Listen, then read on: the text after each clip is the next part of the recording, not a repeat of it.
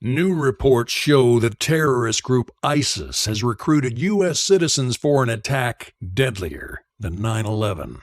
Do you know how to test your survival plan for vulnerabilities that expose your family to unspeakable atrocities?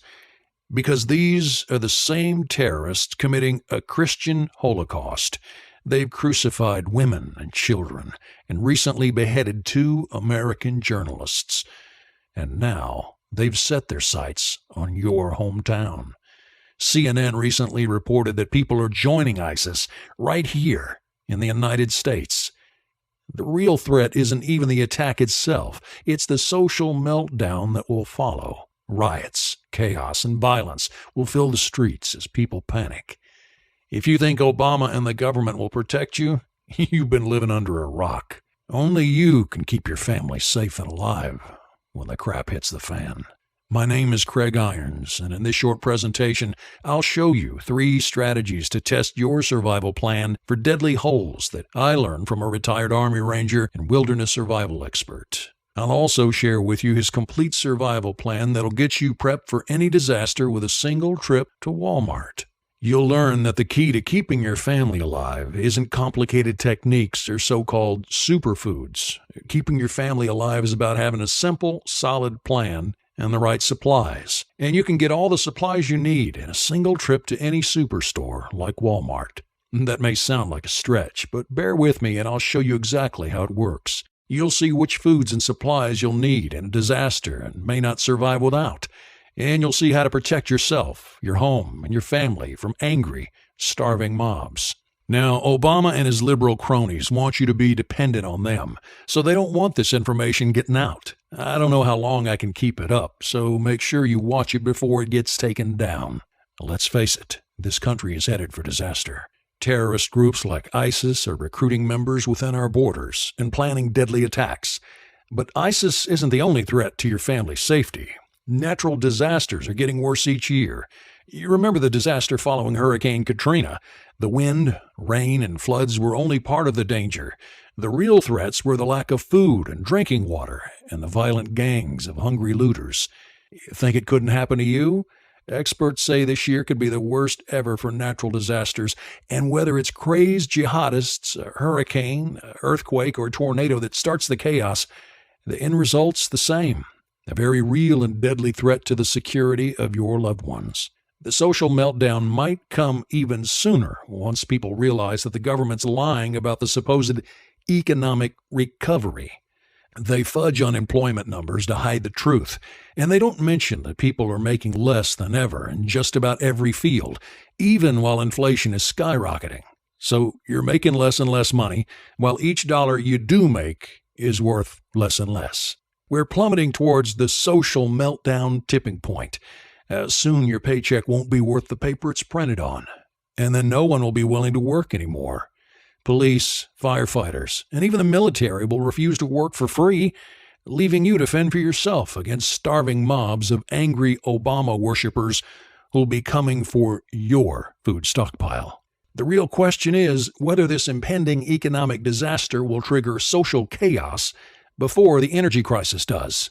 That's right, our nation is facing an energy crisis, and I'm not just talking about high gas prices. Our weak power grid can barely handle the stress we put on it now, and it's a big, fat, vulnerable target to terrorist attacks. In fact, on April 16th, well-armed terrorists attacked a power station in Silicon Valley, knocking it out of commission. It took over 6 weeks to get it back up and running, and the terrorists were never caught.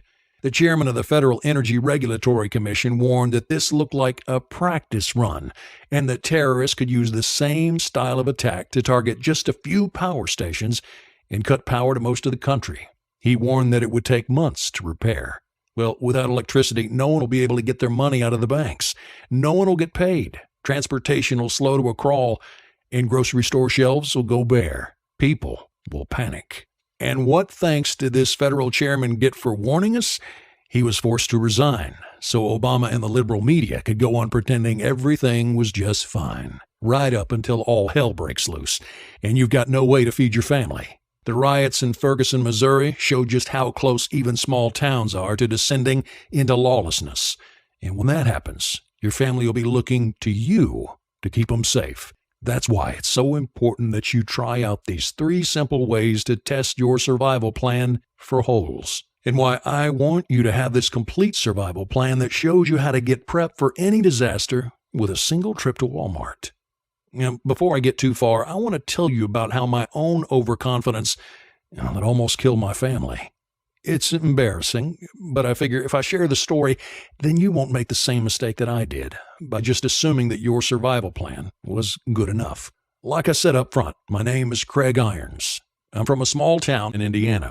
But a couple of years ago, I moved my wife and 2 kids to a house in the hills and canyons of southwest Idaho. I wanted privacy, and that's what we got. We have to drive 45 minutes through winding gravel roads just to get from our house to the main road. Our closest neighbor, a tough old man who saved my family's lives, he lives about 5 miles away. The closest town is an hour and a half away, and it only has a population of 97. Well, when we first got here, me and my family thought this was heaven.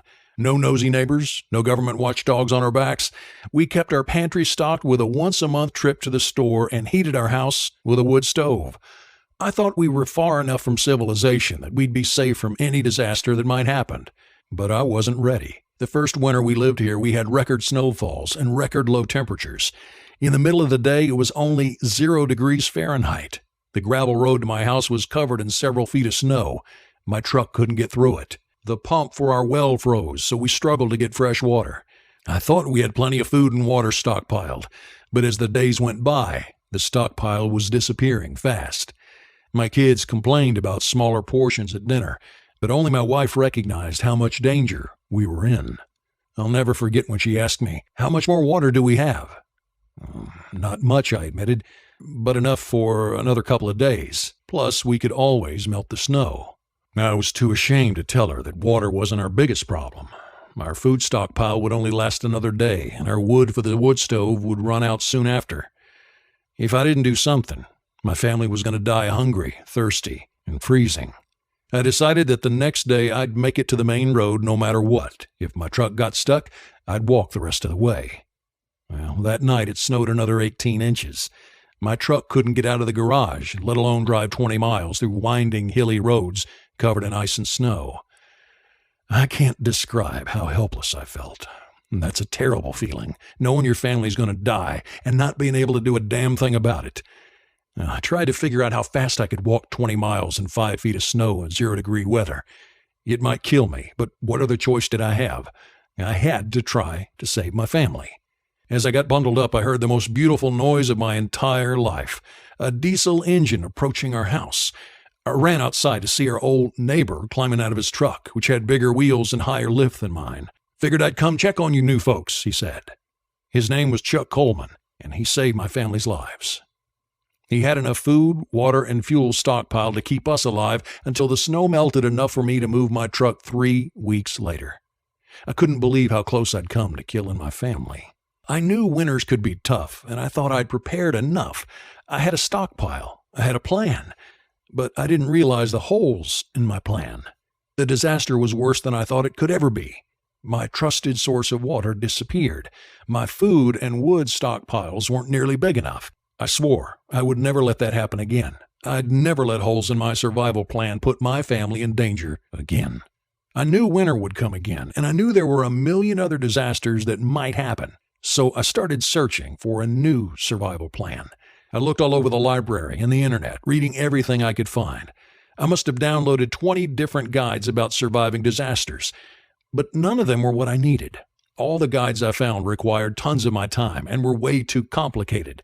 Hey, I'm a busy man. If I don't work, my family doesn't eat. I didn't have time to figure out overly complicated survival plans. I didn't want to become a nutrition expert or learn about calorie-rich foods from Asia. I didn't have time to learn all the secrets of some guy who survived Hurricane Katrina.